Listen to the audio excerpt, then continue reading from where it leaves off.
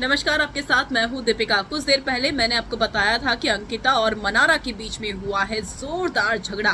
दोनों के बीच में तू मैं हो गई और ये पहली बार है कि जब दोनों के दोनों भिड़े थे।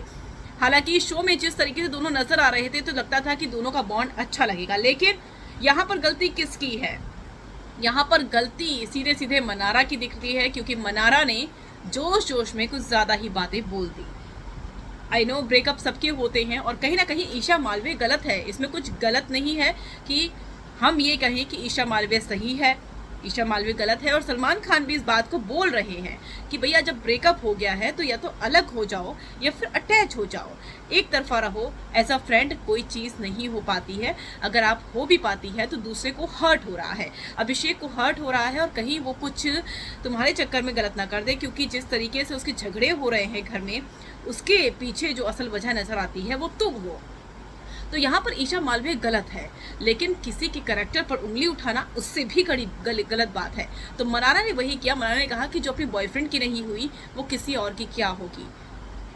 आखिर करेक्टर पर हमेशा उंगलियां महिलाओं की क्यों उठती है? ये भी बड़ी बात है।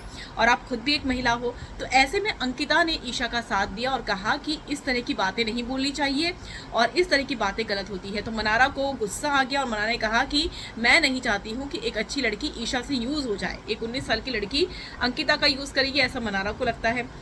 लेकिन अंकिता के अपने पॉइंट थे। उन्होंने कहा कि जो बातें तुमने बोली है करेक्टर पर, ये बिल्कुल सही नहीं है, क्योंकि अंकिता जिन दौर से गुजरी है ये लोग सब जानते हैं कि वो किस दौर से निकल के बाहर आई है, कैसे उन्होंने फिर से कम बैक किया है।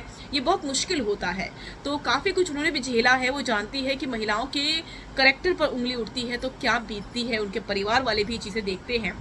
तो ऐसे में अंकिता लड़ी ईशा के लिए, और ईशा सही नहीं है, ये बात भी सही है, लेकिन किसी के करेक्टर पर उंगली उठाना सही नहीं है। इसके बाद मनारा चीख चिल्लाकर रोने लगी और रोते रोते वहाँ पर फुटेज लेने के लिए नील और ऐश्वर्या भी आ गए और खानजादी भी आ गई। लेकिन अंकिता जो है वो काफ़ी गुस्से में वो भी थी, क्योंकि काफ़ी कुछ कह दिया था उन्होंने ईशा के कैरेक्टर के बारे में, और ये भी कहा कि वो तुम्हारा यूज़ करेगी, तुम्हें बाद में पता चलेगा और बाद में तुम पछताओगी।